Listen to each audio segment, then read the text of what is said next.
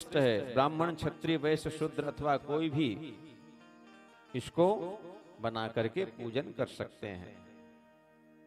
ईशान नदी, चंद्र, महाकाल, भृंगी और वृष स्कंद ऐसे 10 शिव परिवार का क्रमशः पूजा हो जाता है।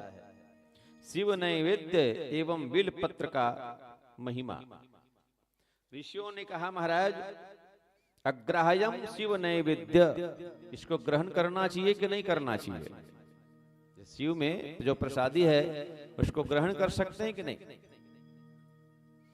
तो हे मुनियों, मैंने सुना है कि भगवान शिव का नैवेद्य ग्रहण नहीं करना चाहिए। तो क्या बात है प्रभु, हमको बताइए, शास्त्र का निर्णय क्या है? तो आप भगवान शिव संबंधी व्रत का पालन करने वाले हैं, अतः आप सबको धन्यवाद के पात्र हैं, क्योंकि ये शंका सबके मन में बना रहता है। तो शिव के नैवेद्य प्रसाद के दर्शन कर लेने मात्र से ही समस्त पाप दूर हो जाते हैं। प्रसाद का इतना महिमा है भाई, प्रसाद का दर्शन कर लिए उतने मात्र से, जो उसको खा लेने पर करोड़ों पुण्य के समान करोड़ों पुण्य अपने भीतर आ जाता है। सहस्त्रों यज्ञों का फल प्राप्त हो जाता है। वह फल शिव के प्रसाद के लेने पर ही प्राप्त हो जाता है। जिस घर में शिव नैवेद्य पहुंच जाता है वह घर महापवित्र हो जाता है। इतना महिमा है भैया नैवेद्य का। उसको सिर झुकाकर प्रसन्नता के साथ ग्रहण करना चाहिए। शिव नैवेद्य को आया देखकर बाद में इसे ग्रहण करूंगा ऐसा नहीं कहना चाहिए। शिव प्रसादी आ गई भैया, तुरंत ग्रहण करो, उसमें लेट नहीं करना चाहिए। शिव नैवेद्य के भक्षण से विलंब नहीं करना चाहिए, जिससे भगवान रुष्ट हो जाए। हे मुनियों, ब्रह्म हत्यारा पवित्र होकर शुद्ध हो जाता है। ऐसे शिव नैवेद्य की महिमा है। जो व्यक्ति का समस्त पाप नष्ट हो जाता है, शिव के ऊपर चढ़ाया गया द्रव्य अग्राह्य है। जैसे थाली में आप भोग लगा दिए भगवान का, तो उसे आप प्रसादी रूप में ग्रहण कर सकते हो, लेकिन जिसको शिवजी में चढ़ा दिए हो उसको नहीं ग्रहण करना चाहिए। जो शिवलिंग का स्पर्श से बाहर हो उसे सर्वदा परम पवित्र माना गया है, ऐसा शास्त्र मत है। शिव नैवेद्य में अगर शालिग्राम बैठा हुआ है तो वो भी नैवेद्य आप ले सकते हो। जैसे यहाँ ठाकुर जी बैठे हैं गोपाल जी पुराण में, तो आप जो भी चढ़ाओगे उसको आप ग्रहण कर सकते हो। इसलिए शालिग्राम रख देते हैं शिव जी में।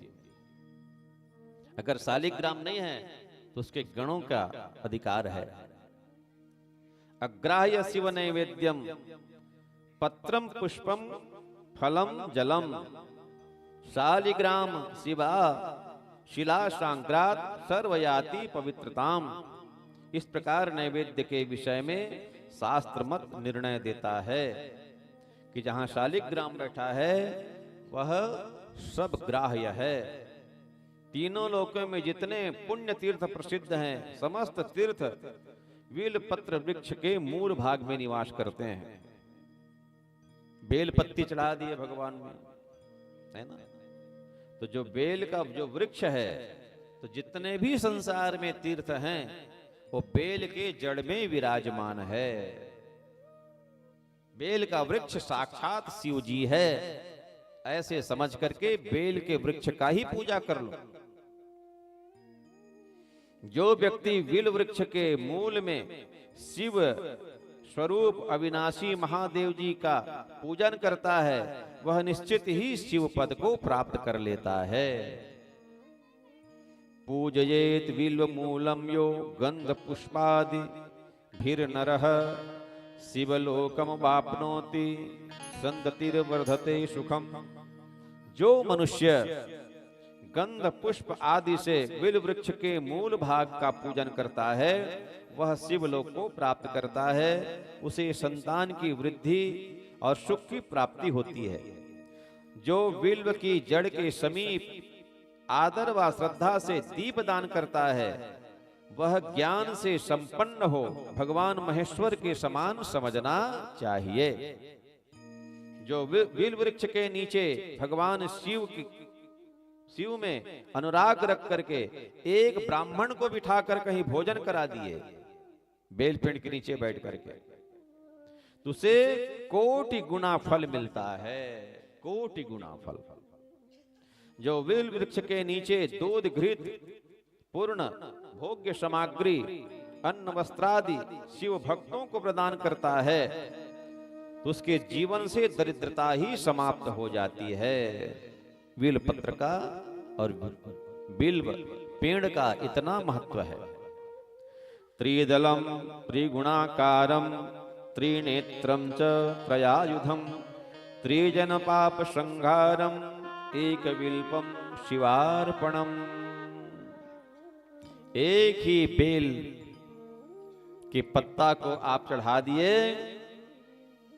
तो भैया त्रिजन्म पाप संहारम, 3 जन्म के पाप को आप नष्ट कर डाले। हमारे तो अरबों खरबों जन्म हुआ है ना, एक जन्म थोड़ी हुआ है। जब से सृष्टि का निर्माण हुआ है तब से हम लोग जन्म लिए हैं, बार बार जन्म ले रहे हैं, बार बार हमारी मृत्यु हो रही है। पुनरपि जननम पुनरपि मरणम पुनरपि जननी जठरे शयनम भज गोविंदम गोविंदम भज मूढ़ मते। भैया यहाँ 70 साल 80 साल के लिए आ गए, फिर शरीर छोड़ेंगे, फिर हमारा जन्म होगा। कर्म के अनुसार हमको योनि मिलेगी। अब सोचो हमारा कितना जन्म हो चुका है, बार बार जन्म लेते हैं, बार बार शरीर छोड़ते हैं, बार बार मां के गर्भ में हमको जाना पड़ता है। इससे छुटकारा प्राप्त करने के लिए आप शिव जी की शरण में जाइए कहे। सूत महाभाग व्यास शिवश्च नमोस्तुते तदेव व्यास तो ब्रूहि भस्म महात्म्यमुत्तमम्। अब महाराज भस्म की क्या महिमा है ये बताओ। कहे भस्म महात्म्य का वर्णन, रुद्राक्ष महिमा और नाम महिमा का आप वर्णन कीजिए प्रभु। कितना सुंदर प्रश्न किए हैं। शिव नाम मुखे यस्य सदा शिव शिवेति च पापानि च नयस्यन्ते खादरागारकम यथा।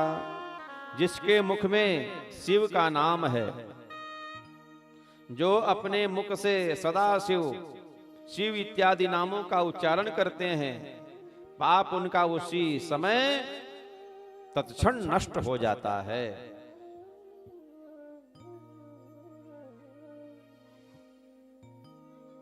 जब किसी व्यक्ति के श्री शिवाय नमस्तुभ्यम, हे शिव जी आपको नमस्कार है, इसका मतलब होता है हे शिव जी आपको नमस्कार है, श्री शिवाय नमस्तुभ्यम।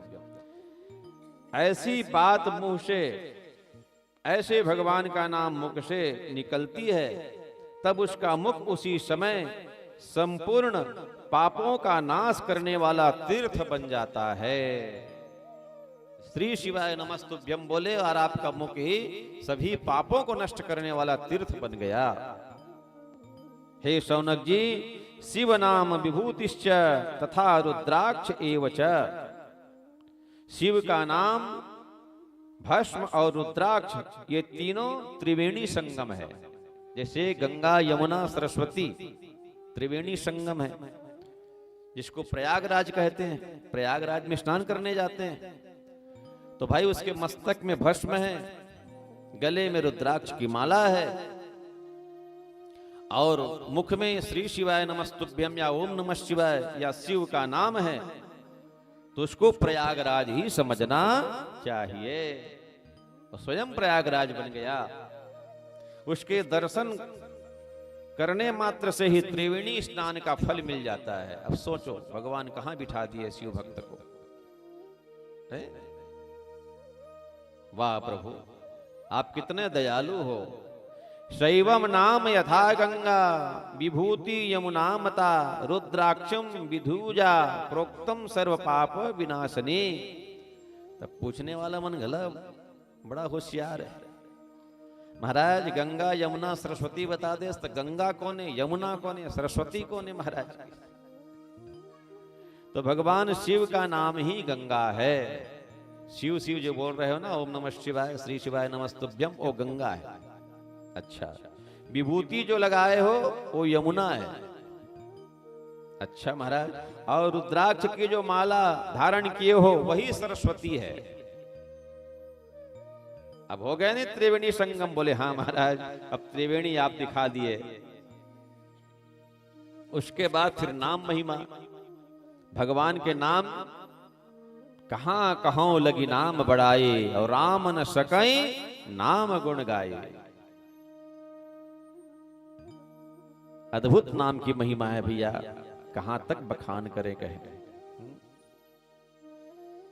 नाम प्रसाद शंभो अविनाशी, नाम प्रसाद शंभो अविनाशी, नाम प्रसाद शंभो अविनाशी, नाम प्रसाद शंभो अविनाशी, साजो अमंगल मंगल राशि, साधु अमंगल मंगल राशि, सुख सनकादि सिद्ध मुनि योगी, सुख सनकादि सिद्ध मुनि जोगी,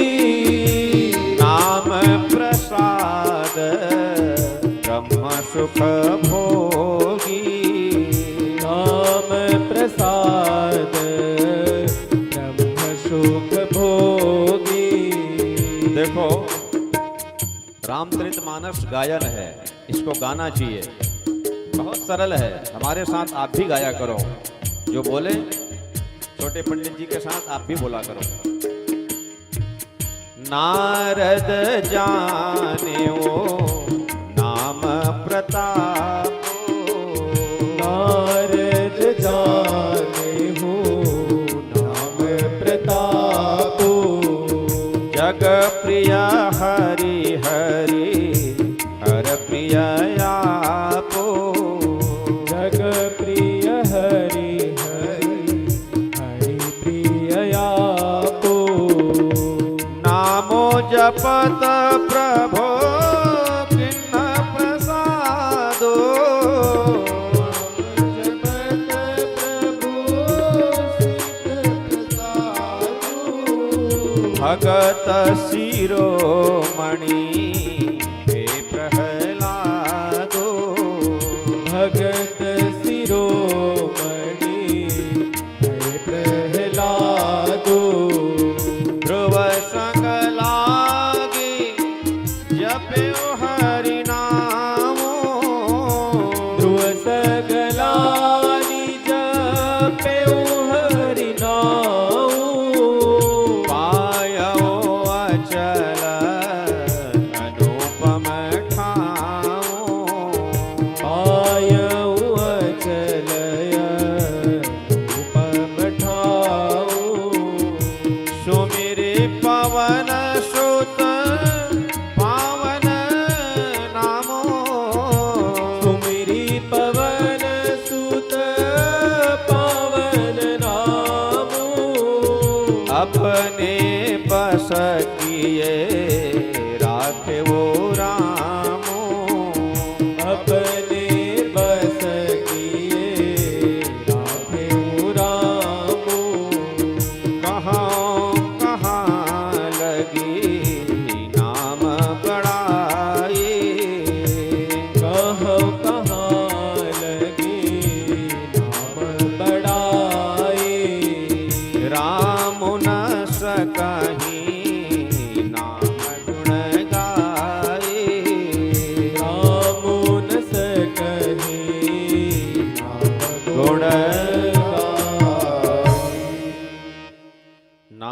नाम लेत, अरे भव सिंधु सुखाही, औ करहु विचार सुजन मन माही।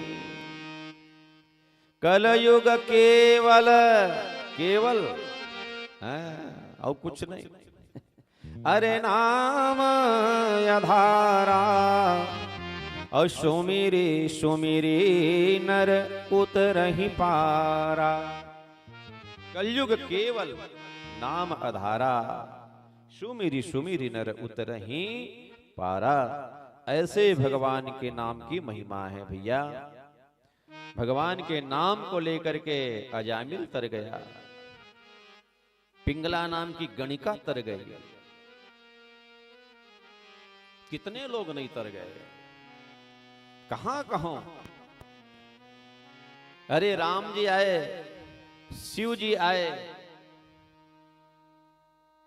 कृष्ण जी आए, कुछ को तारे, और आज भगवान का नाम अरबों को तार रहे हैं, अरबों को।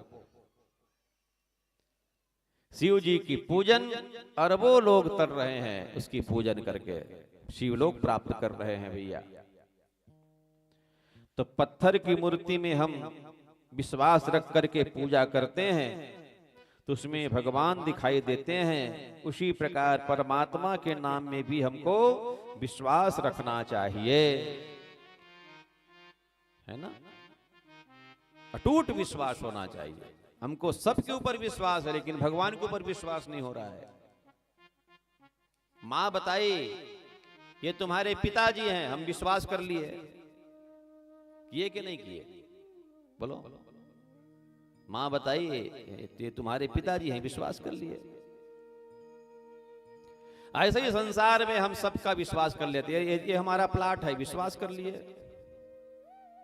ये तुम्हारा भतीजा है, विश्वास कर लिए। ये तुम्हारा चाचा है, विश्वास कर लिए। ये तुम्हारी चाची है, विश्वास कर लिए। ये तुम्हारी पत्नी है, ये तुम्हारा पति है, सबके ऊपर विश्वास कर लिए। बस इसी प्रकार हमको भगवान के ऊपर विश्वास रखना है। विश्वासम फलदायकम, विश्वास करेंगे तभी फल मिलेगा भाई, है ना। तो एकाएक विश्वास नहीं होता ना भगवान के ऊपर। तो भगवान के शरण में जाने के बाद आज तक किसी का अहित नहीं हुआ है भाई, उसका काम बना है। इसलिए हम भगवान के शरण में आए हैं, हमारा भी काम बनेगा और सारा पाप नष्ट हो जाता है। इस प्रकार भगवान नाम की महिमा मैं कहां तक बखान करूं कहे। भस्म, अरे प्रथम महाभस्म तथा दूसरा स्वल्प भस्म। ब्राह्मणों को मंत्र से भस्म धारण करना चाहिए और अन्य को बिना मंत्र से भस्म धारण कर सकते हो। जला हुए कंडे के द्वारा जो भस्म बनाया जाता है उसे आग्नेय भस्म कहते हैं।